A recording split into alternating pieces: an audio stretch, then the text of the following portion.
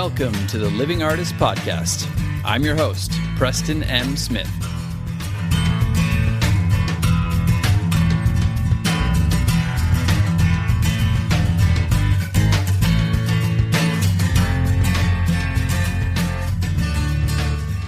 Hey, everybody. Welcome to the Living Artist Podcast. I'm Preston M. Smith, at PMS Artwork everywhere on internet land and socials. I want to thank you for landing on this podcast. Whether you're a professional artist, just getting started in the art world, a collector of art, or just consider yourself a creative person, this podcast has something for you. I like to think of it as a fun way to rant and talk to other creative people about living the life of an artist, surviving and getting ahead in the art world, and enjoying your life. But most importantly, not waiting until you're dead to make it happen. All right, let's get started.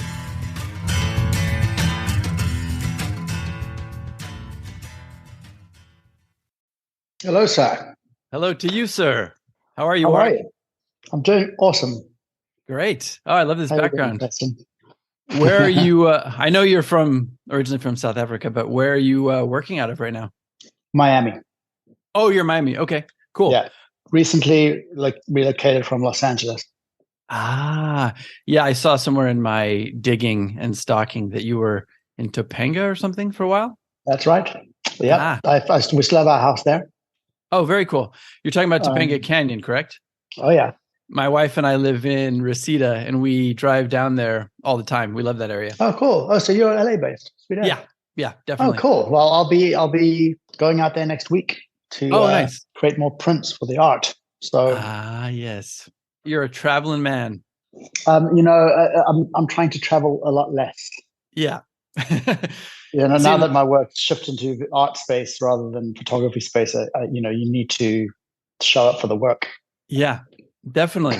Yeah. Well, this is great because we're going to get into this. I know it's an unorthodox start, but we're going to get into all the transitioning. I'm really interested in that. But I wanted to start by reading your bio, and I figured I would just read your bio from your website because I could do my own little hodgepodge, but I'll probably screw it up. So let me just read for everybody who you are. Warwick Saint, and I'm pronouncing that correct, yes? Perfectly, actually. Well okay. done. Thank you. Awesome. Well, I thanks go to Sarah because I would have been like, well, Warwick. So Warwick Saint is an award-winning photographer, multidisciplinary artist, and founder of Saint Studio, home to the cutting-edge Love Saint series and supporter of philanthropic initiatives such as the Million Gardens Project. Renowned for his masterfully lit, iconic portraits of beloved celebrities such as Oprah, Harrison Ford, Zendaya, Beyonce, and LeBron James, Saint got a start in fashion with his legendary Elephant Boy series based on his South African roots. He proceeded to lead worldwide photographic campaigns for the Olympic Games, BMW, Nike, and World Cup Soccer. As a visual artist, Saint has collaborated with countless musicians and performers, having created some of the most iconic album covers of the last 20 years, including The Diary of Alicia Keys, that's a big one, Love by J-Lo, and Just Dance. At his core, Saint is passionate about supporting art projects, campaigns, and causes in a tangible way to create a more beautiful world. I know that is just a fraction of what you do. I know you have done so many different campaigns, so many different projects, worked with so many different people. Just to give people an idea, my wife and I were recently watching Tar, and we're like, Cate Blanchett, he's worked with her. We just started watching Poker Face. We're like, Adrian Bodie, worked with him. My wife is from Argentina. We just watched the World Cup with her family and saw Argentina win, which was amazing. And you've worked with the World Cup twice, correct? Euro Cup and World Cup. Yeah. Okay. Yeah. Cool. So we will get into everything else later, but I thought we'd start at the beginning. We always do an origin story. So do you want to take us through your history? You can start as early as you want, take as long as you want. All right. Well, I started out as a photographer. That was my initial conscious choice of like, okay, now I'm going to be a photographer. And that happened at around the age of 17, 18 years old after the passing of my father, who died in a car accident when I was 17. But, I actually was born into the photographic industry. My mother was a model. She was a pretty famous model in South Africa in the 70s. As famous as you can get in South Africa, which is a very small industry, but nevertheless. Right. So my Famous earliest fame. memories, exactly. My earliest memories are, going on photo shoots when I was 3, 4, and watching her modeling. And or my parents split when I was 2. I never knew them to be together.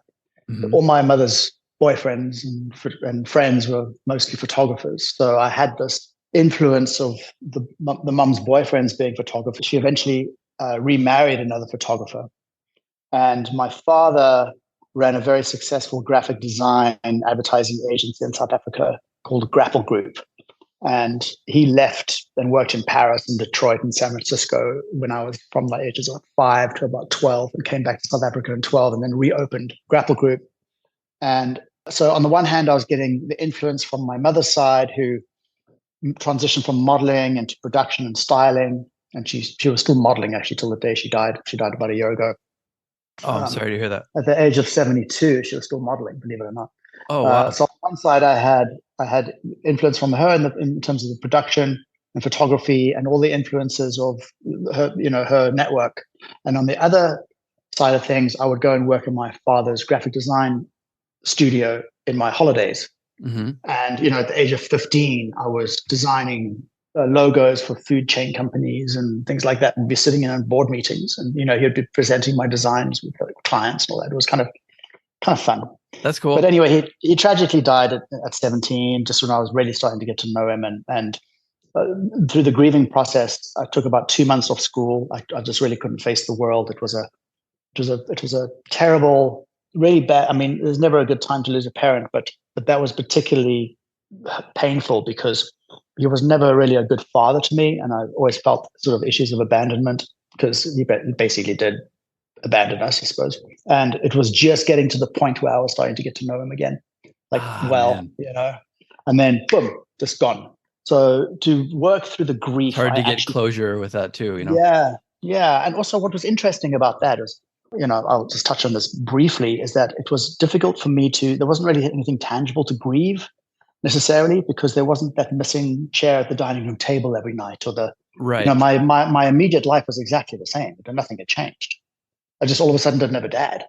Right. So it was difficult to wrap my head around that. And part of the process, I think, of grieving was I sort of locked myself in my bedroom for 2 months and just painted every day.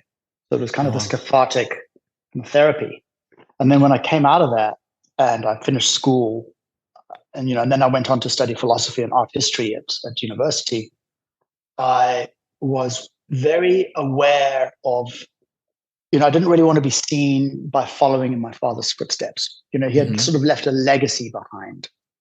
And I kind of was more influenced by photography. And when after he died, I went to Mauritius for 3 weeks to be on a photo shoot with my mother, who was doing a big shoot for all these resorts, these incredible resorts around Mauritius. So I was having such a great time. And that's when I started assisting. And I was like, this is cool. I want to do this. It's travel. It's blah, blah, blah. And I don't want to be seen following in my dad's footsteps. So I'm going to throw myself into become a photographer.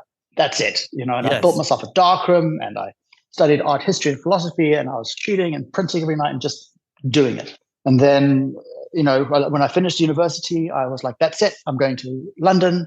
I'm going to start my photographic career. I'm going to be an assistant. And I packed my bags and off I went. So there we go. That's Wow. how it started. There you go. I love it. Well, there's so many transitions. Well, first of all, selfishly, I have to ask, I know you're doing some mixed media work now with your series, Mhm. Love Saints, but painting is such a cathartic expression. I'm a painter, obviously. Did Yes. you continue the painting while you were doing photography at all? I would say no, I didn't. I mean, it was interesting because I was studying guitar quite intensely. Hmm. I was painting a fair amount. And then when I made the decision to kind of go into photography, it was just like I just dropped everything. Yeah. Like it was my sole focus. Yes. And I think, there's a pros and there's cons to that kind of thing, right? It's like, obviously the pro was I became really good, really quick. And the ambition drove me to, world-renowned success Yeah. relatively quickly.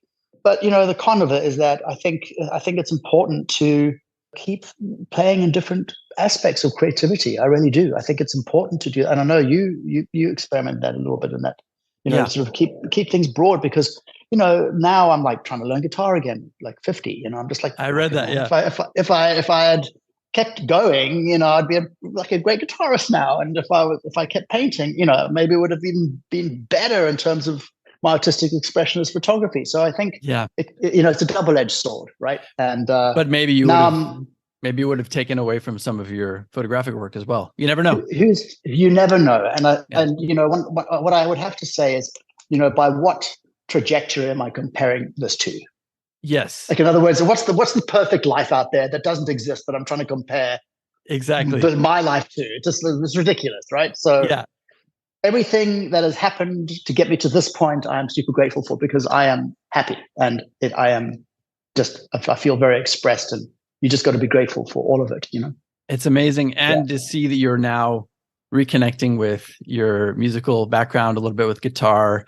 I've lost touch with that. I used to play guitar a lot. I was in a punk ska band for a while, but I have my guitar sitting right here, but I never touch it. And to see that you're now painting again, that's wonderful. And you're working with your wife and collaborator, Ariel, right? Yeah, yep. I do. I mean, so basically, I picked up the paintbrush again in end of 2018. And we can talk about that transition, because I think that might be interesting to some of your listeners.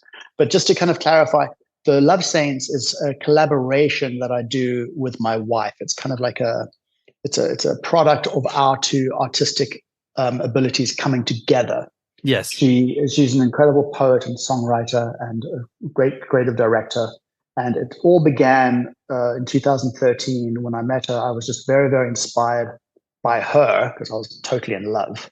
Yeah. And we were traveling around, and I had my camera, and I'm just like, I just want to shoot you. And she became my muse. There you go. But everywhere we went to Botswana, New Zealand, and Hawaii. And I was just like, take your clothes off. Let's shoot you in the landscape. Let's shoot you over here. Like, shoot you over there. And throughout that process, a few of our friends approached us and like, would you mind shooting us together? Would you mind, and that's how the Love Saints started, is that we would photograph our friends that were couples. And then, that work became multimedia painting. So we have it in some private collections. I can't say who, because it's very private work. Yes. But we've done some very large, very majestic pieces based in photography and then embellished in paint. So that's called the Love Saints. And it's kind of like representing their unique love and the essence of their relationship, and then creating this beautiful North Star to their relationship to reflect back to them the highest resonance of why they're together. Yes. As a reminder, when you're right in the midst of like a knockdown, drag out fight, you can look at it and go, yes. Exactly. No, but we all need symbols. We do. Oh, yeah. And I was going to ask about the Love Saint series later, but we might as well jump into it now. On your website, if people want to check it out, do you want to tell people your website really quick? You can check out warwicksaint.com. That's my artist site. And there will be a link to Love Saints on that site. So yes, warwicksaint.com, WARWICK. Yes, and there's a section about the Love Saint series, and it's really cool. And there's a little bit of if you put your cursor over the piece, you can slide on some of them to see the original photograph and then see the transition into the mixed media painting, which I thought was really cool. And one of my follow-up questions with that is, are you doing commissions with that? Are you open to having people who, like a couple, come up to you and say, hey, we love this series, we'd love to be a part of it? The Love Saints is only commissions. Only commissions. Okay. Only commissions. Yeah, because it doesn't, it really is the real thing. It's not, we're not conjuring up or hiring people. It's a couple that, we've had a couple of commissions as wedding gifts, where, it's a high price item, but, a community of people pull together and like pull stuff together for a wedding gift. And, the couple gets this work of art, Oh, that's great. Their wedding. And, we work with a couple. I mean, Ariel's an incredible relationship coach. And, we do a consultation with a couple, and we say like, how did you first meet? We get them all like really into their relationship. Like, if you think about your relationship, what colors are, come forth to you? Like, yes. Is there any symbols? Is there any poetry that you love? Is there any, this is kind of like, it's interesting because so many artists do their work and they're like, okay, we'll take it or leave it. And very much of my personal work as Saint the artist, as Warwick Saint the artist, is that. But I love exploring this too, because it's like art in service of love. Yeah, and you can feel it when you're looking at the pieces too. Yeah. Yeah. I think a better link for the website would just be just to go to lovesaints.com, because I don't know whether if Love Saints is going to live on my photography site or my artist site. So right. whichever it is, it'll go to check it out on lovesaints.com. That's the problem with being multifaceted. How do we connect everything? Yeah. Yeah. But yeah, it's a wonderful thing to do. It really gives a lot of joy. It's very sacred. It's very sacred work, because you are putting so much reverence and respect into people's authentic connection. Yes. And the photo shoot, there's a photo shoot does happen, although sometimes we are looking at maybe doing it if people want to use some of their own photos, but we prefer to do the photo shoot. And we get their love really embodied, very present with them. And they might want to be holding hands on the beach, or they might want to be naked in bed. It doesn't matter. It's like whatever works for them. And when we go and do the painting, it's like, we've unveiled Love Saints painting and people cry. It's like that's just a beautiful validation of the potency and of the work. Yeah, that's the best compliment you can get. Yeah.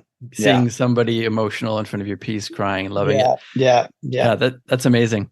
For anybody who's interested, I'm assuming that's ongoing. If you ever want to commission, I'm assuming you take, go through a little vetting process first, but totally. Yeah. There'll be an inquire thing on the site. Yeah. So, okay. So we talked about transitions, and I jumped the gun a little bit, but I want to back up a tiny bit. And you said when you went to London, you started working with a photographer. How quickly did that happen, and what did that process look like for you? How quickly did it take for you to transition into a working environment like that, and then from that working environment into developing your own photography and starting to get your own clients? Yeah, well, I moved to London when I was 22, and I did my first real commission when I was 28. Okay. So I was working as an assistant solidly for 6 years in London, but I started assisting when I was like 16 or 17. So I've probably been assisting for 10 years. I was very fortunate because the photographer that used to come out to South Africa a lot, and my mother would work with, was living in London. So when I moved there, he kind of set me up, which was I was very fortunate. And he got me an interview with this other photographer by the name of John Bishop. And I scored a full-time assisting job after a month of being in London. And before I knew it, this guy was a very, very busy photographer. Yeah. And it was, before I knew it, I was, going to Paris 3 times a week, and then Milan and the south of France in 3 weeks, and then Miami, and then back to South Africa. And I was just constantly traveling and staying in the most beautiful hotels and the most incredible places, shooting the most incredibly beautiful models. And, I was just like, I've just died and gone to heaven. This is the best, And what a crash course too. Yeah, right? Well, you got to, and that was back in the days of film. It was very different. It was a very different time for photography. Yeah. Well, we're going to talk about that. We're going to talk about that too. Yes, we're good. I was just to capture this. I worked with him for a while, and then I sort of went more freelance to work with some sort of cooler fashion, more editorial guys, and that lasted a few years. And then throughout that process, I was getting to know, all the model agencies, and I would test the models, and I managed to work a deal with a photographer, a friend of mine, to use his like tiny little basement space in Covent Garden. And used to pull models in and just do portraits, and just you got to shoot for yourself, man. You got to do it as quickly as you can and develop that. And then I got my break when I was 28. Nice. So were you developing relationships with this too, as far as like clients that you'd be building off of later on? How does that process works? Or are you working with somebody who's like a liaison between you and the clients? No. As when you're assisting, one of the big things, of course, you're learning, which is great, but you're also making the connections. Yeah. So that's important. And a lot of the time you're making like you'd be working with a photographer, so you'd be the photographer's assistant, but then the makeup artist would come and they would have an assistant, and the stylist would be there and they would have an assistant. And of course, all the assistants band together and be like, hey, like, let's do a shoot, let's organize this, let's do something. And everybody shows up, and we would shoot in my living room or my little apartment, or we would shoot in this little basement place. And that's how you start, that's how you get going. It's like, especially in photography or fashion photography, because it's very much based on teamwork. Definitely. You need teams. That's awesome. That sounds like a really fun time for you. What about the transition? Did you transition? I know you went back to South Africa and did some shoots. Was this during this process, or afterwards you went back and started doing like the Elephant Boy series and that famous shot with the model and the cheetah running past, which is amazing? Was this after this or during? It was the Elephant Boy was my big break. I conjured that up. Like I was so keen to get going. At 28 years old, boom. I was like, okay, I'm ready now. I'm never taking another assistant job ever again. That's it. Yep. And again, I was fortunate because my mother was producing in South Africa, and she had just done a big TV commercial with this big, huge elephant called Abu in Botswana, massive African elephant. And through those connections, met this other lady who had an elephant park about 6 hours drive from Cape Town. Became friends and was like, oh, would you be up for a photo shoot? So we had this ability to do this photo shoot with African elephants. Now is the question of how we're going to pull the money together, how we're going to get out to South Africa, how we're going to get a model out there, how we're going to do this. And the way we did it was quite practical, actually, is we went to all the weekly newspaper magazines in London, the Guardian, the Evening Standard, the Sunday Telegraph, the Sunday Times magazine. And all these magazines would have to have a fashion spread in them. So I could imagine the fashion editors were like, oh my God, we've got to think of 52 ideas a year and commission 52. And we went there and we'd met these fashion editors from being an assistant, got a meeting and was like, hey, here's some ideas. We can do a shoot for you in South Africa for the same budget as you would do a shoot in London. What do you say? And we managed to pull together some budget. Nice. And I borrowed the money of my grandparents because they don't pay you straight away. And with that, managed to score the commission from Dutch magazine to commission us to shoot with the elephants. Oh, wow. We went down to South Africa and we did it all at once. So it's a bit of a leap of faith. You have to. Yep. I mean, what else are you going to do? It's like you have to break out your comfort zone and you have to take chances and you have to just, and you have to have a vision. Yes. It's like because there is the other side of that where you spend the money, you borrow the money, you do the shoot, it's okay, and nothing comes of it, right? Right. But luckily, you were talented. You had a good team working with you, and it led to further gigs, which is great. Yeah. So face your fears, and you will reach your destiny. Definitely. And don't you find that you can get complacent in different periods of your life? And like, oh, I've done this. Okay, I've got this. I can fall back on this. I always find when I start getting a little too complacent, it's time to push that fear boundary again. Absolutely, could not agree with you more. I have made that mistake. Yeah, probably in two big phases of my life. And to all those out there, if you're not feeling challenged and inspired, and you're feeling a little bit too confident, and you're not, let's like have that little bit of nervousness around it, then you're not in the right place. So true. Every single shoot I've ever done, when I'm like, oh, I'm feeling that nervous, I'm like, yes, good. Yeah. And then when some shoots, I'm feeling totally fine about this. I'm like, oh no, oh my God. Like I should be feeling, I'm nervous about not feeling nervous because this is like I should be having that little bit of tension, that creative tension. I've got to feel that creative tension, right? I completely agree. That's what, and then it's resolving that creative tension, which is like, and then you got to build that creative tension again. Like that's the inner workings of an artist.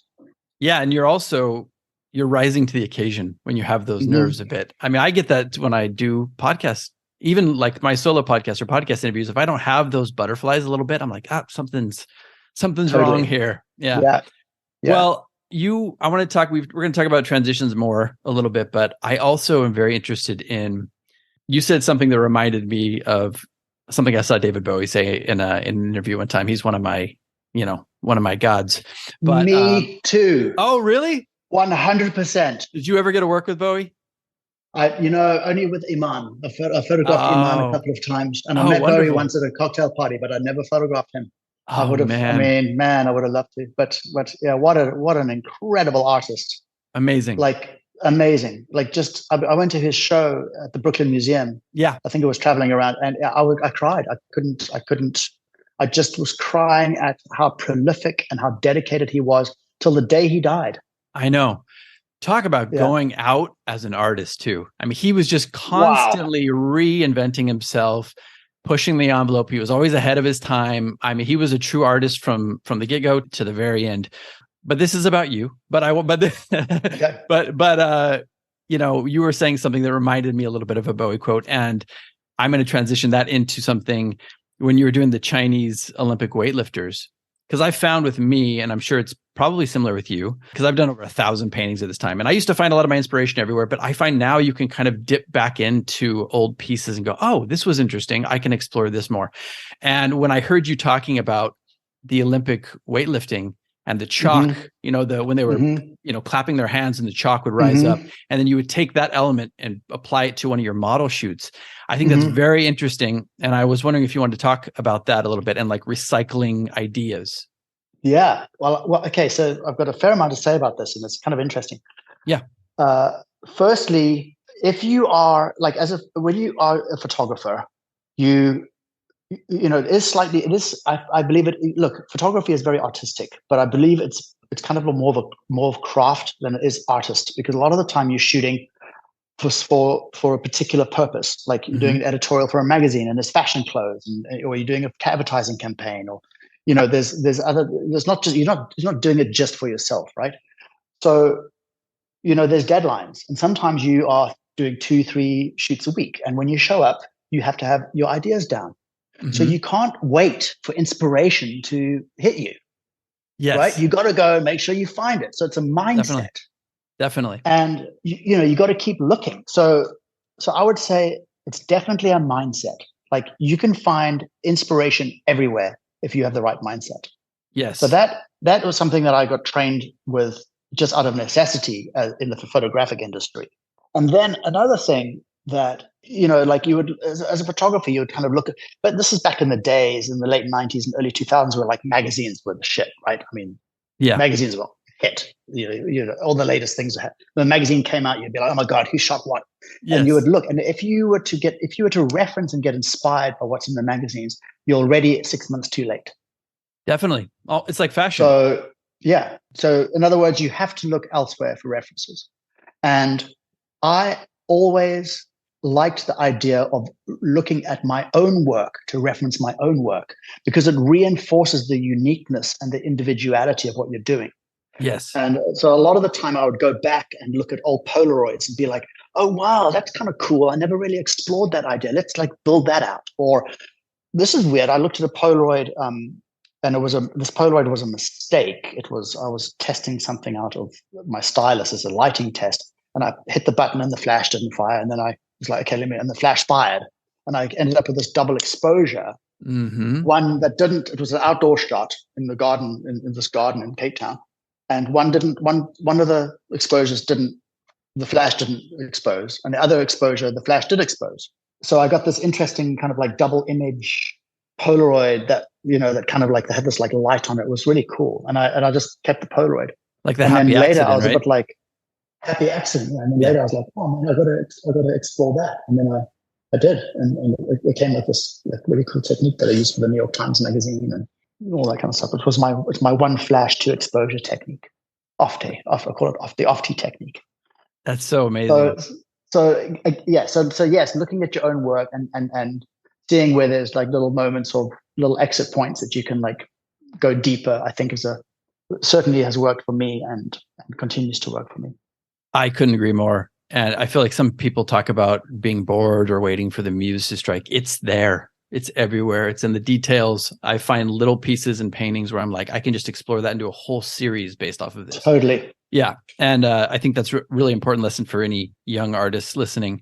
Let's talk a little bit about some of your, so you've done musicians, you've done the beauty industry, you've done athletes, you've done actors, celebrities, A-list celebrities. You did Alicia Keys, J-Lo, Whitney Houston, Lady Gaga, Michael Bublé. Were there any favorites or interesting stories in there? And how do you come up with something? Like you were talking about thinking on your feet a little bit here. And I know the Alicia Keys one is very iconic. Is this something that you come in with a concept and then you're allowing yourself to be open to ideas in the moment as well? I know that was kind of a loaded question. Yeah, well, you hit the nail on the head. Yes, you do come in with a concept and you do allow yourself to be, you do have to leave space for the magic to emerge, right? Yes, for sure. Because if you're that locked in on the concept, in fact, Alicia Keys is the perfect perfect example because I photographed Alicia Keys for the first time for Rolling Stone magazine. Mm-hmm. And I had a concept that I wanted her, I wanted a slightly wide angle shot, and I wanted her arm to be super strong, and I wanted to be looking over her shoulder and create the super iconic. I had this idea, and I was like directing her like a statue, and I got the shot. I was super happy with it, but her experience wasn't the best. Mm-hmm. So when it came, because she didn't feel like she could just kind of move around and do what she wants to do, right? I mean, you got to have that. And then one of the creative directors by the name of Ali Trish, who was working for J Records at the time, I think she was one of the big creative directors there, wanted me to shoot her album cover. And she phoned me up and she was like, I really want you to shoot Alicia's album cover. And when I mentioned you to her, she was like, oh, that guy, he really was like so like anal about how he was directing me. and she was like, but I really want you to do it. So would you mind going to like see Alicia? She's recording music at the studio. Just go and like reintroduce yourself to her and just, Yeah. And of course I did. And I was like, I totally get it. Like, of course, the next shoot will just be a lot more loose, I promise, and then I just charmed her and we did the shoot. And, so we did go into the concept. We did want to get an old piano that we could, move around and turn on the side. And there's one shot that's taken from a Man Ray inspiration where you have the, I don't know what you call them at the beginning of a musical thing. There's kind of like squirrely lines at the beginning of a musical score. Oh yes, I should know this. My best friend's anyway, but yeah. So we did one shot of that on her back, which was just, So we do come in with the concepts, but you do have to allow the magic, because at the end of the day, when you're on a photo shoot, there's energy in the room. There's other people's energies. There's other people's creativities. And you don't know, you have to expect the unexpected and be ready to ride that wave, because that's how you get great shots. Yeah. And if you're too rigid, maybe you're losing out on some other great idea that's going to come up. Yeah. Did the famous shot of her, like the split screen with the keys to the side, was that something that you came in with or something that evolved in the moment? It was pretty, I think that's what we actually planned on that, because I definitely wanted to shoot the piano, and I definitely didn't want to shoot her playing the piano. Mm-hmm. So I was working with a fantastic set designer by the name of Marla Weinhoff, who was just brilliant. I mean, she came from working with Richard Avedon and people like that, and she got this really cool grand piano. And I was like, how can we turn it on its side? Can we do stuff? And then, through studying image making and stuff, there's one thing that's really interesting about creating something that's iconic. And I've actually used this a fair amount of times. Obviously, it doesn't work for everything, but when you want to create an iconic image, one great sort of compositional technique is you put your subject partially behind something, so that there is a barrier between the viewer and the subject. So in other words, they're not so available to the audience, right? But you can still see them, and there's that little bit, and that sort of creates this sort of aspirational feel to it. And I thought the piano on the side was a perfect thing to do it with, because she's embedded in her music. She's embedded in the keys of the piano, and her name is Alicia Keys. And, she's just coming halfway out. So like very you symbolic. See only half of her, and I think that's what really makes that album cover so epic. Yes. And also what you're talking about, there's a little bit of mystery and a bit of a voyeuristic quality to it as well. Totally. It reminded me of one of your other photographs that I saw. I think it was a friend of yours, a musician, and you took a photo of him playing, but but the woman in front of him was taking up most of it, and he was kind of in the background, almost not in focus, which I thought was amazing. Totally. I love that. Yeah, totally. Yeah. So you have a voyeuristic quality with that as well. Since we're talking about this a little bit, I'm interested in some of these techniques that you use, and you've got a really cool breakdown of some of these techniques. I was wondering if you wanted to talk about any of these or all of them if you want. I know you're inspired by Edgerton. I think it's Harold. Harold Edgerton. Edgerton, sorry. Yeah. And you can correct me if I'm wrong on this too. It's stroboscopic flash. Is that correct? Yeah, I mean, there's many ways you can call it, but I would say there's a kinetic sort of silhouette stroboscopic flash as a way of capturing movement, which I've used a fair amount in my career. So do you want me to tell you a little bit about it? A little bit, or you can talk about OFTE, or there's like a Saint SDF technique. There's a bunch of stuff. I was taking notes on all these because I don't know a lot about photography. Yeah, I know there are people who listening who do. Nike approached me to shoot the Euro Cup, and it was 53 of their top footballers Yeah. Everybody from Ronaldo through to, I mean, this was like the Brazilian team that won in 2004 or something, 5, 6 or whatever it was. And so they were like, look, we want movement. We want I think they saw an image I did for Dazed and Confused magazine, which is where I first did this like focus stroboscopic. So, I've always loved in photography to push the boundaries of what the camera can do, right? I've always been super interested in using the camera as a tool to show us something that we wouldn't have access to with our vision. It's another visionary tool. It can compress time, it can span time, all this kind of stuff. And, I was influenced by the thing of Harold Edgerton, because I think the book is actually called Photographing Time. It's like high-speed bullets going through apples and things like that. Oh, yes. And, so there's a lot of work where there's like the stroboscopic stuff where you see like a golf swing and you kind of see the whole motion in strobe. But it's difficult to do that when you're doing fashion and a model, because you kind of want to see the clothes and you kind of want to see the model's face and her expression.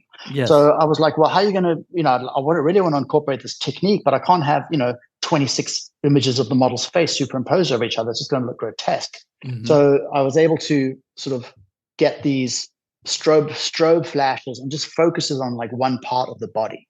So just her hands moving, or just, and this is the technique I used for Diesel, the Millennial campaign, and shortly after Costume National. And then Nike approached me and they were like, look, we want to do these footballers.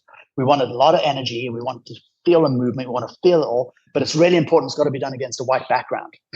Oh, wow. That is hard because anything you do, I don't want to get too technical, but you can't really do anything against white if you want to create anything that's shadow, because when it's white, right? Right. So I did these tests of these techniques where I figured it out, where essentially I would strobe just the background. Mm-hmm. So let's say we have a picture of Thierry Henry and he's jumping up and kicking a soccer ball. So when he's doing that, I might be exposing it for 1/4 of a second or 1/3 of a second. So in 1/3 of a second, the foot actually moves a fair amount of the way, or maybe even less than 1/3 of a second. And in that 1/3 of a second, the background would be flashed maybe 4 times. Mm-hmm. And in the middle of that, I would flash the subject once. And if you can think about it, every time, if you have, and there's no light on the subject other than just this one flash that flashes once. So every time the background flashes, it creates a silhouette. Mm-hmm. But then the foot moves a little bit more, and then it's another silhouette. And then the foot moves, and then it's another silhouette. And then all of a sudden, the flash hits the foot, which exposes the foot. And then the foot moves, and then it's another silhouette.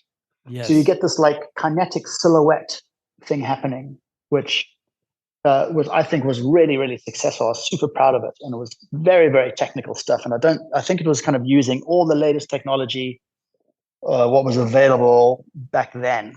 So, these kinds of things I'm really proud of, because it really pushed the limits of photography and lighting and all that kind of stuff back in those days. Also for sports, I mean, you're really capturing the action in a very artistic way as well. You're almost capturing the movement in a still photograph, which is amazing. Yeah. And then do you want to talk about artificial versus natural light? Yeah, look, I mean, all I would have to say around that is that, in the 90s and early 2000s, flash on location was a pretty big thing. Mm-hmm. Because of the equipment. You could then take a battery operated flash and kind of, bring studio lighting on location, which is how I did Elephant Boy and how I came up with the OFTI technique for the New York Times and all that. So, at the end of the day, man, it's light for photographers like paint for an artist. Yeah. For sure. you can do all sorts of things with it, and it's just a beautiful exploration every time you do it. And I think when you know the language of light, then you can rise above that to create anything you want, pretty much. Yeah. Well, okay. So talking about transitions, we're going to transition into, well, I'll get your opinion on this. How do you feel about AI generated art and the effects it's going to have on photography? Is it something that you are going to be using? Is it something that you're nervous about? Is it a combination of the two? I have a friend who's kind of a famous photographer, and he's using it. He's starting to work with it because he wants to know the medium, but he also is like apologizing for using it. So, so how do you feel about it?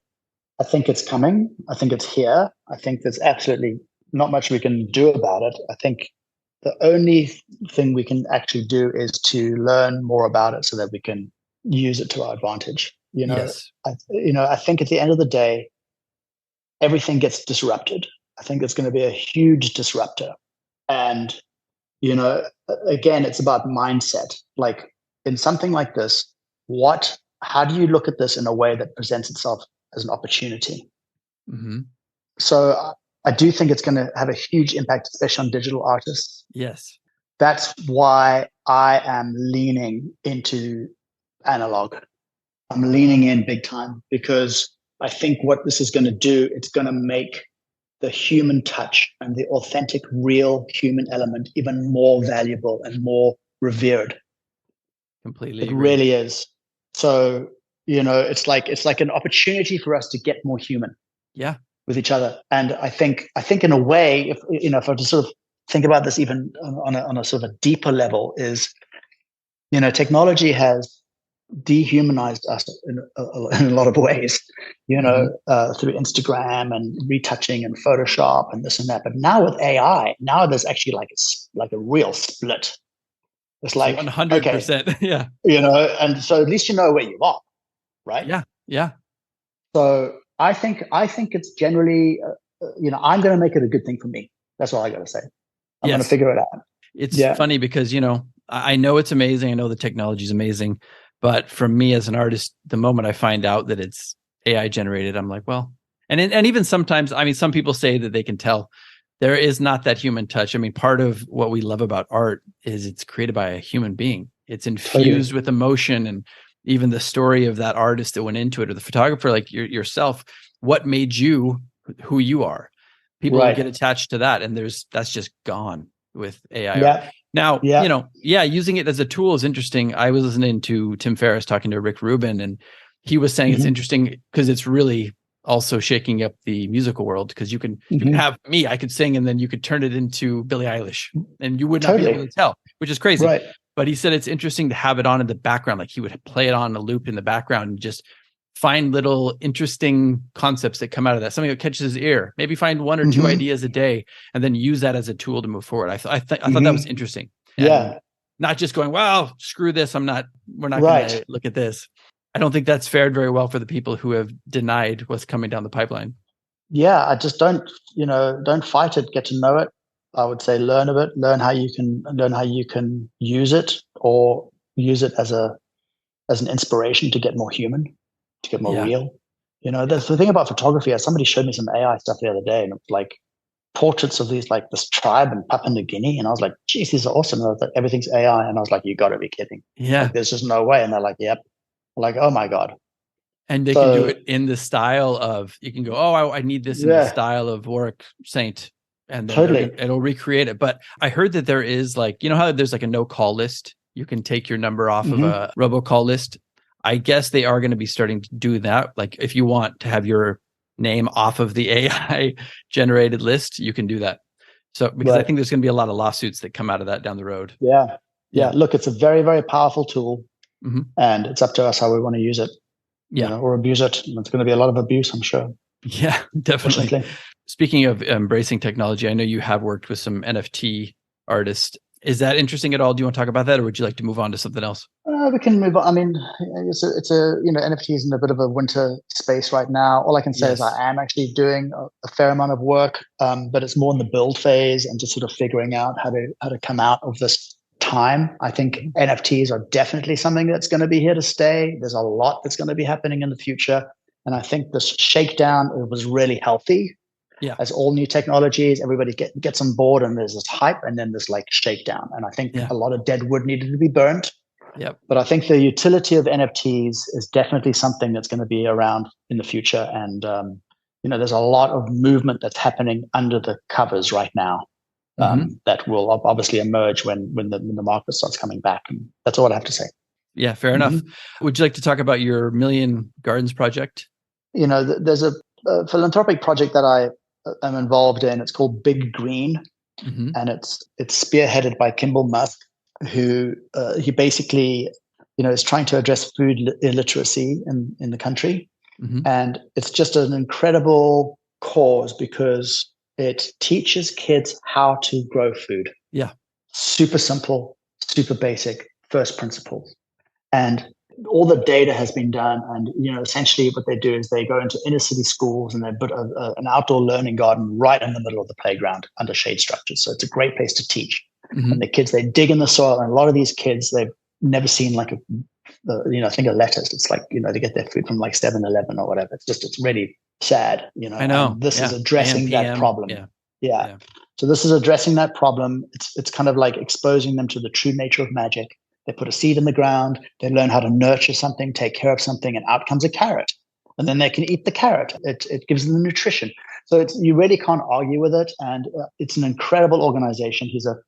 Kimball's really brilliant in the way he implements some of the systems to make sure that the money goes to where it needs to go. And they did a DAO last year, which I was partly involved in, using blockchain technology to make sure that, money gets to the right places. Yes. And so we've auctioned off paintings and some Love Saints paintings at the big green gala. And then last year he approached me to do a bunch of celebrities for the Million Gardens, which essentially was a pivot because all the schools were closed during COVID. So they were figuring how to get gardens, these little growing gardens into people's homes.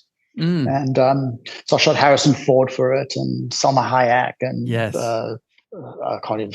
There's lots of them. Aloe Black, and there was a bunch of people that I shot for this project. And wherever I can use my talents to help make the world a better place is, I'm totally open for it because we need it. And a lot of the stuff, I'd hate to say, a lot of my work has been like for cosmetic companies where the cosmetics aren't that amazing for your skin, and it's like the pictures are getting like really retouched, and then they're creating these aspirational things of beauty which you can't really get to, and it's causing a lot of like issues around body dysmorphia and insecurities. And I'm just like, really, I've been part of this process for much of my career, and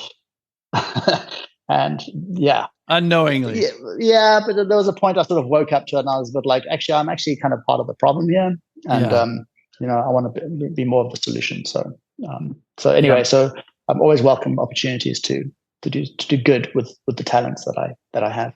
I love that. That's interesting. And I know your wife is also involved with a lot of that stuff. My wife and I watched a documentary about cosmetics, and she just went into the bathroom and threw away like 80% of the stuff that we had. Right. So there's a lot more consciousness about the products that we're putting into and on our bodies these days. Yeah. I know fitness is a big thing for you. What are you doing these days? What's your fitness routine look like? I'm also a big fitness guy. Yeah, I my goal is to live to 100 years old, and only 100. Come on. Well, I'll be happy with 100. I know. I'm kidding. Right now I'm really just focused on strength training because I turned 50. Well, I just turned 51 actually. My God. Oh, yeah. And one of the best things you can do for hormones and anti-aging and all that kind of stuff is strength training. So definitely, I'm doing a 6-month stint in that. I do a fair amount of cold plunging. I always make sure you eat well, like just having an awareness. We get one of these bodies. You got to love the one you're with. Love the one you're with. And, I love it. Yeah. Yeah. So you do and also the saunas, the cold plunges. I inject myself with NAD twice a week. Intermittent fasting. I mean, at the end of the day, I'm pivoting into fine art world, and I want to have the energy, and I want to be able to be vital, and I want to always have a curious mind, and I want to have the energy to do that. And the wonderful thing about the body is it doesn't lie to you. It'll always tell the truth. Yeah. It doesn't play games. Unfortunately, yeah. Yeah. And when you put in the work and you put in the time, you will get the results. And it's a great first principle practice to do, because this is the vessel that I'm moving through the space-time continuum with, and I want it to be as effective as it can possibly be. Yeah. Keep on your A game as long as you can. Absolutely. I'm also my wife and I do NMN, and we do red light therapy, and I do hot, cold, intermittent fasting as well. I haven't eaten yet today. So I try to do the 14, 16 hour window. It all helps. Yeah, that's good. That's better than what I can do. I'm sure you can do it. What about, are you a meditation guy at all? I consistently meditate inconsistently. Yeah, there you go. Okay. Good enough. Yeah. I do this Abraham Hicks like 9-minute meditation in the morning, which is really great. It's on YouTube. It's like 9 minutes. And it's like, today is a really great day. Today is an awesome day. Today is a great day because I am in resonance. And it just kind of does this like repeat. And after the meditation, you're walking around, you're like, today is a great day. Today's an awesome day. Oh my God, today's brilliant. You know? It's like a mantra. Oh, are you talking about like Esther, Abraham Hicks? Yeah. Great. I've listened to some of their books, audiobooks. That's great. Yeah. I'll have to check that out. I've never done that meditation. Yeah, I'll send it to you. I'm all about putting good stuff in your body, and we've got so many things to fight up against, and energy and information to keep out and let in. So it's important to choose the right stuff. 100%. Yeah. Well, is there something that you're interested in right now? Something you're looking forward to? Something you want to plug? I'd love to talk about the painting actually, because we haven't really touched on that. So, for sure. Are you talking about the Love Saint series or beyond? No, I'm talking about the solo work. Like the Love Saint is just one aspect, which is a very specific commission only thing. But yeah, if we can talk a little bit about the process around that, because let's talk about it as much as you want. I love it. All right, cool. And sorry to stop you for a second. I didn't see much of that when I was doing the research. I know you were transitioning into that, but I'm not sure if there was a little bit of secrecy on your series that's coming out. But otherwise, I would have asked about that right away. So I apologize. Yeah, no, it's all good. Well, you can definitely see some of it now because you can. Well, the website will be up tomorrow. But cool. So essentially, talking about this thing of like being part of the problem and realizing that so much of my talents and everything that I'm doing, as much as I love doing shoots and arriving on a set and shooting LeBron James and all this kind of stuff, all that stuff is happening to sell a pair of shoes or to sell a bit of cosmetics or to sell, like it's all being used to move somebody else's product, right? Which I'm very happy to do and I love doing it. But at this point in my life, it's like, what do I want to say now? Like I've had this incredible career as a photographer, and I'm really interested in expanding into new frontiers and to challenge myself on a whole new level. So that's when in 2018, I did a couple of pictures of Willow Smith, and she actually bought one of them for her album cover, and I printed a bunch of stuff up, and I was a bit like, what's it going to look like to actually make this into something more than just a photograph?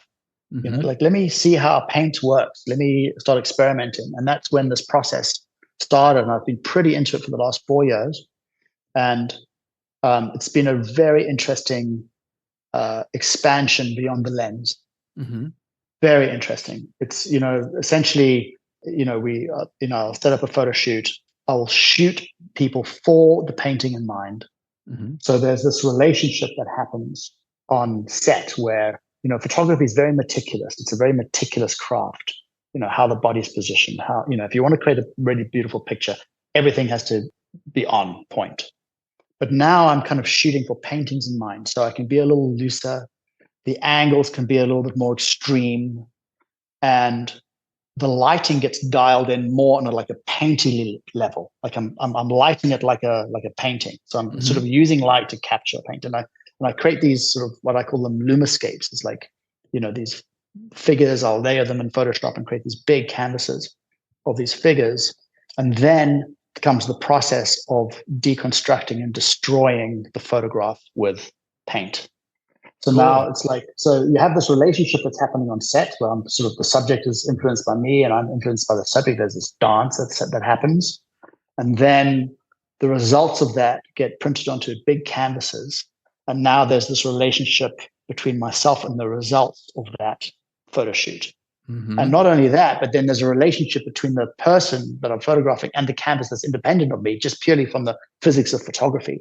Like it's, there's light that was captured that's now getting printed. So then it becomes this process of, what am I destroying?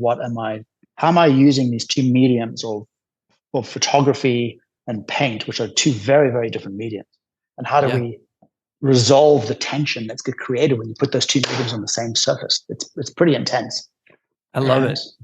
It's been pretty awesome. And it's like, you kind of relight the photograph with glazing, you decide to destroy stuff, through the process of destruction, this emergent new kind of defiguration starts evolving and developing in front of your eyes. And then, some of the work I'm really, really proud of. Like, it really looks really good, and you can see it on warwicksaint.com.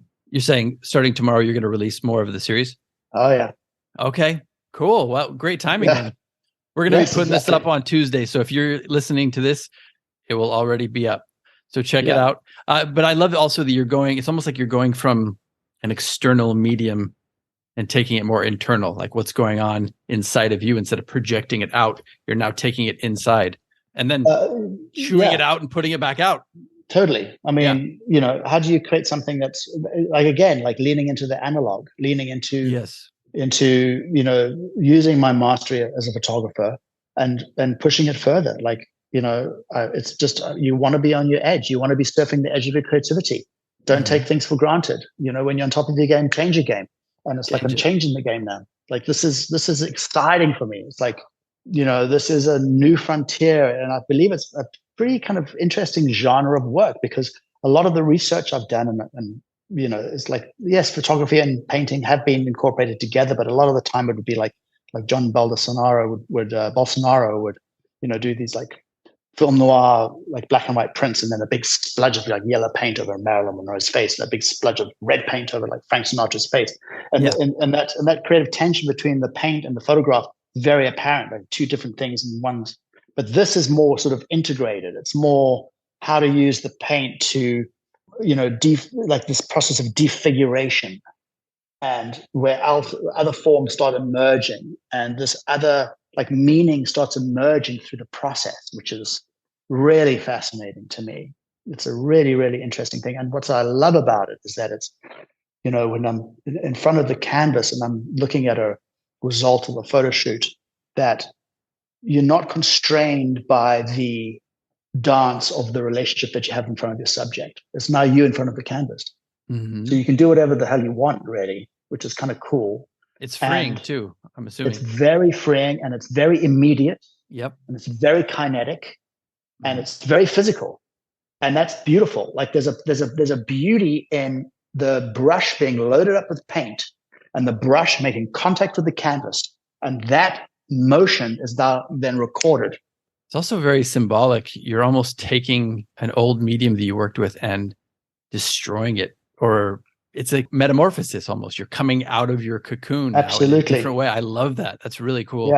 Yeah. Just challenging all the techniques of photography, challenging all of that, and doing it with the paintbrush and paint in hand, and just being like, okay, let's not get precious about this. And a little bit of a nod to your 17-year-old self as well. Absolutely. Yeah. I mean, I've always wanted to be an artist ever since I was a kid. I just got distracted by photography for 25 years, which was awesome. That's also an artist, but yeah. I hear what you're saying. Oh man, this is very exciting. Are you going to be unleashing this online only for the time being, or are you going to be having a show? Is this something you can talk about? I'm definitely going to be doing a show. I'm working on it now. The plan is to have it end of 2023. I'm going to be going up to our place in Montana for the summer, just to kind of just go deep into the work. Whereabouts in Montana? I used to do basketball camp in Montana. Oh, cool. Yeah, northwest, kind of close to the border of Idaho. Yeah.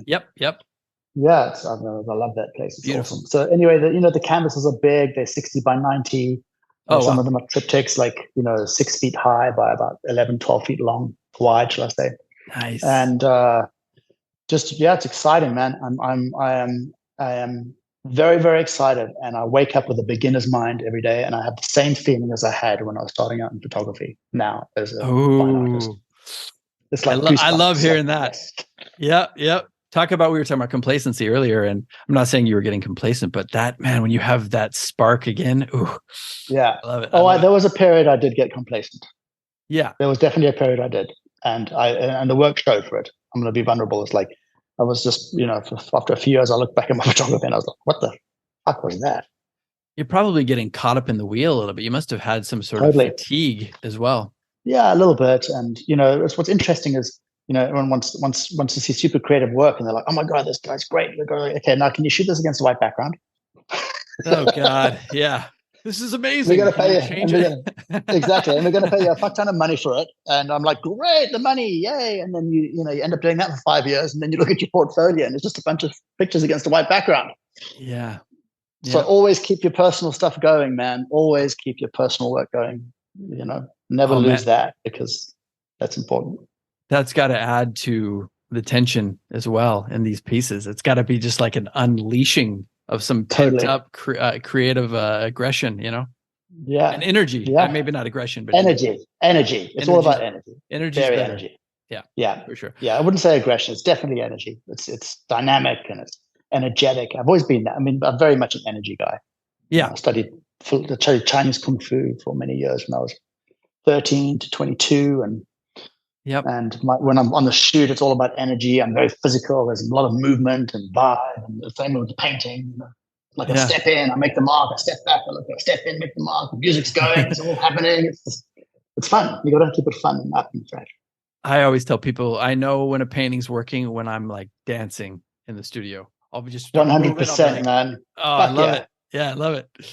Well, now I'm really excited to see this. I feel like we should have made this whole show about this, but this is great. A little teaser for people to maybe we'll come back. Maybe I'll come back and we can talk about it. Yeah, to the photo show. For sure. And please let me know if you do a show somewhere where I can see this. Oh, absolutely will. Yeah. So everybody check that out. Give them your site one more time where they can see this.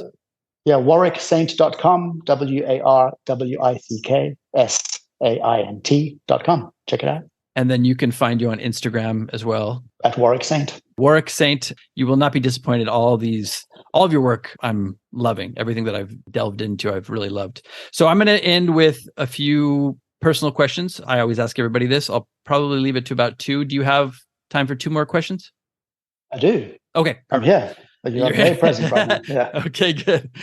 Well, we can talk about energy more because I'm all about that as well. Even you were talking about the Abraham meditation. Yeah. That's all energy too, man. Dude, bring on the energy conversations, because as an artist, the quantum field and the energy of paint and the energy of photography and light and photons, I mean, it's all energy, and we have these incredible tools to capture it and show it and reconfigure it, and that's what it's all about. And not only that, but the emotional energy which gets transported through a painting or a work of art. I mean, that is what it's all about, man. It's like when somebody feels something when they look at it, they're feeling the energy, the transmission of energy.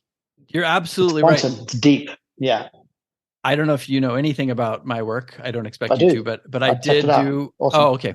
I did do. Thank you. I did some pop surrealism from figurative stuff for the first half of my career. I did 14, 15 years of this. And when I transitioned into abstract, some people who recognized my work as figurative were like, "What are you doing?"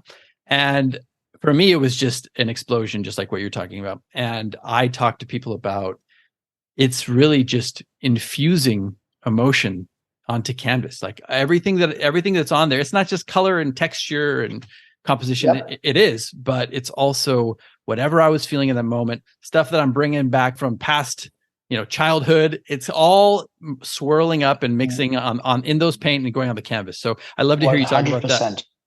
Yeah. That's great art, is when you transcend all the elements. Yeah. Right? What makes a great photograph? You transcend all the great lighting and the great techniques and the great this and the great that, and ultimately you want someone to feel something. There's that intangible. Yes. You can't. I don't know why this. It goes back to the AI too. I think there's this intangible human element to it when art is done well. Yes. And how do you keep yourself? If we're talking about energy, how do you keep yourself not just positive, but moving forward in a passionate way today with all the noise? There's definitely been some heavy energy in the past few years. I felt it. I know everybody's felt it. How do you keep yourself moving forward right now? Don't look at the news. Really trying to avoid the news. Yeah, right. Don't have a TV in the house. Oh, yeah. I'm trying to cover I would say, trying not to have a TV in the house. Like we have a projector, so if we want to watch something, it's an active thing. There's no actual TV getting piped in. We kind of watch a movie or something. It's a mindset, man. It's like You just gotta, it's like that. What's the serenity prayer? They give me the humility to know what I can't change, and the strength to know what I can, and the wisdom to know the difference. To know the something difference. like that. Yeah, exactly. Yeah. Yep. And that's very much alive in me. It's like a lot of the stuff I can't control, and what I can control is what's immediate around me, and the relationships with my son, with my family, what I'm doing out there in the world, how you move around the world, having compassion and love and kindness. I was very fortunate enough last year to go and visit the Dalai Lama, and I was managed to photograph him, which is awesome. That's amazing. And love and kindness, man. It's simple stuff. Peace and love, bro. Yeah. Peace and love, bro. Yeah. I'm an Eckhart Tolle guy. I love Eckhart Tolle. And he was somebody who was really instrumental in me kind of transitioning out of being an angry young artist who was drinking too much into kind of reconnecting with myself and becoming a more conscious person. I don't know if you have listened to Eckhart Tolle. Of course. Yeah, absolutely. Yeah. I've done it all, like the quantum, I've done the Hoffman process. And Eckhart Tolle and all these different things. I love a good bit of personal development stuff. Oh, we have all these we have all these incredible tools, and we know so much more about the human psychology now that we should use them.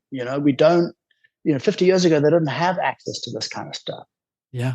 So it's great to be able to use it. And we do know a lot more about how energy works in the quantum field, and how we can manifest stuff, and how, our lives become what we think it is, and it's all this kind of stuff. It's like, you have to be the gatekeeper of your mind.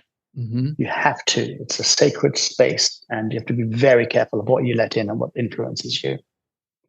I couldn't have said it better myself. I think we've always known these things. Athletes have known it for a long time. Visualizing what you want to achieve, really seeing it clearly. It's very powerful. You can do that in your own life. I have one episode where I talk about the law of attraction. I know it's kind of one of those things that's a little woo-woo for some people. So I try to bring it down to reality a bit. But yeah. You know who's actually really good, who takes the woo-woo out of it, is Dr. Joe Dispenza. Yes, I know. Check him out. Yep. It comes from a very quantum physical place. It's really, really good. And I think one thing to note about this thing is that it's very important to know that it works both ways. In other words, if you're worried about something and really fearful about something, worried about it, you're going to manifest that stuff, man. Oh, yeah. So worrying is praying for what you don't want. Yeah. Even if you're putting it out there, I really want this, I want this, and you're fearful the whole time. Well, that's more powerful than you saying the words, I want $1 million or whatever.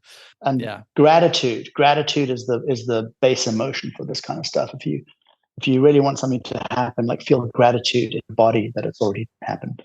It cuts through all of that gratitude. Do you have a gratitude practice? Again, everything I do is inconsistent because I don't really have a routine. But yes, I do have I have got my gratitude book that, sometimes I do like a 2-week stint where every morning I wake up and I write down what I'm grateful for, and, what you appreciates, man. So it is important. And, what you resist persists, and what you appreciates. I like that. Yeah. Okay. Well, one of the things was daily routines. I guess that's something we've kind of covered, but I always ask this question. There's pushback every time, but I don't mean it necessarily exactly how I say it. Biggest failures. Is there something that you really wanted at some point in your life, or something that you tried to achieve, you didn't, and was a major learning experience for you? Is there anything that pops to mind? That's a good question. I never shot the cover of American Vogue, Yeah. Or British Vogue. Like, I definitely at the beginning of my career was on track for that to happen. And I think I got a little bit, I got a little bit sidetracked by taking jobs for money and losing that real artistic element. It's like so I think that was it. But again, was it a failure? Was it? It's difficult to say. Like, well, by what career and what perfect career and perfect life am I trying to compare myself to here? Right? Yeah, that's true. I think. If anything, it's a signpost, right? Yeah. So I think I've kind of let all that go now, because I'm here where I am now, and it's awesome. And so I'm grateful for everything that's brought me to this point. And so I would say no real failures. I would just say learning experiences.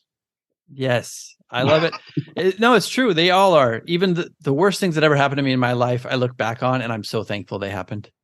I'm always right, of course. Every time.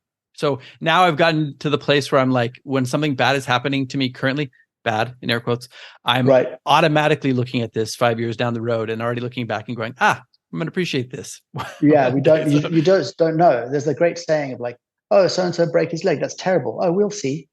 We'll see. And then the army comes in and recruits everybody to go to war, but they don't take the guy that's got the broken leg. Oh, so that actually was a good thing. You know, these kinds of things, you just don't know, right? You just don't know. Yeah. So, we just don't know. So we have to be grateful for all of it and just know that, everything that happens for you and not to you. And I think it's really, really important to always check if you're being the victim or the perpetrator in anything, Yep. And, ultimately we want to be the author of our life. And, there's a lot of victim perpetrator stuff out there. And then of course the savior comes in. So you've got this triad, which is very, very, very, very prevalent in our culture. This is happening a lot now. Super aware of that. Yeah. Yeah. That's amazing. I love that. I completely agree. Also, I wanted to say to you, Warwick, you're a young man, so you've got your, fuck yeah, dude. You're not even halfway through your career. Are you kidding me? That's one of the beauties about being an artist, right? No, I know. I didn't say I was 50. It's like, I'm 50 years young, dude. That's right. No, I'm very young, and I have very much a beginner's mind, and I want to keep that, and I want to keep learning and keep curious and keep all these characteristics, because that's really, really important. It's like, what are your values, and live them? And curiosity is one of them. Keep curious, man. And that's also one of the biggest anti-aging secrets out there, right? Staying curious, keeping that energy going. Well, we'll end with one last question, and this is advice to young Warwick. Any age. It doesn't have to be photography or art or painting advice. It could be life lessons, life advice. Yeah, don't look at others for approval. Don't seek approval from others. Mm-hmm. You've got everything. You got everything what it takes, and just sit still, be calm, and drop into that intrinsic knowing that is there. You just got to quieten everything around it so you can hear that soft voice and go with that. I love it. You're talking to a people pleaser. Yeah. What's that say again? So that's the advice to my young self. That's advice to anybody listening. So hopefully everybody has not tuned out, because that's very important. Well, I want to thank you for coming on the podcast. It was really cool talking to you. I love your work. I'm excited to see this new painting series. I was already loving the Love Saint series, and I really am excited to see this new drop you got going tomorrow. Totally, man. I'm excited too. Thank you. I really appreciate it, Preston. It was really, really cool to talk to you. Awesome. Well, we'll catch up next time. All right. See you, man. Thank you. Have a good one. Bye. This has been the Living Artist Podcast. Thank you so much for listening. I just want you to know that I appreciate you being here, and I'm grateful to be in your ears. Your art and creative life on this planet is meaningful, so thank you for sharing it with me. If you like this podcast, whatever platform you're listening to it on, please subscribe and share it with your friends. You can also leave me a positive review to show your support.